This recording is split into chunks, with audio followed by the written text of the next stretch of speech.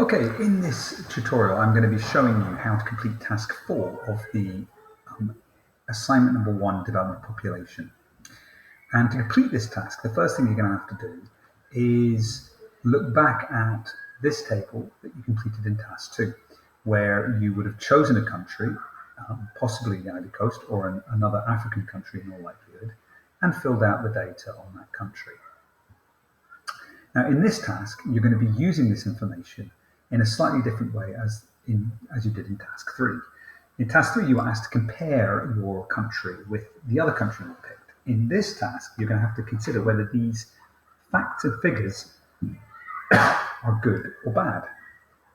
So the first thing you have to do is replace each of these question marks by just highlighting it with the country you chose. So in this case, I chose the Ivory Coast, so I'm going to write Ivory Coast. Now, I should say if you did have the Ivory Coast, often this country goes by its French name, the Côte d'Ivoire, which you can see up here.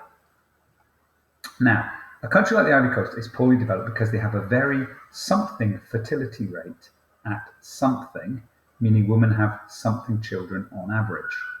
So, is this fertility rate high or low? That's the real question we're being asked.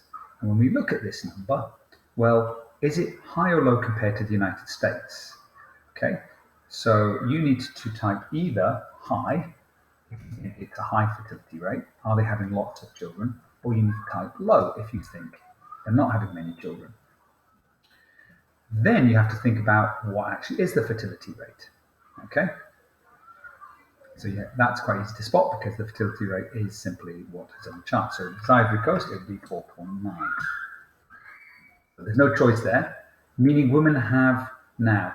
Does that mean lots of children each on average, or few children? Either lots of children on average, or few children. Okay.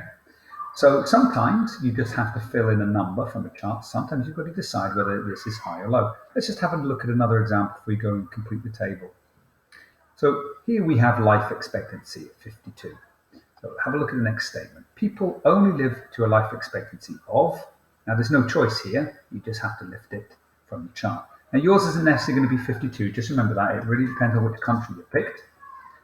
Meaning, many die at a, now, do they die at a young age? Or do they die at a old age? You have to decide whether you think 52 represents young or old. Once again, you want to compare that number for the country you had with the other country you picked that was the most developed. So I'm just going to shade these because that actually should say least developed and most developed.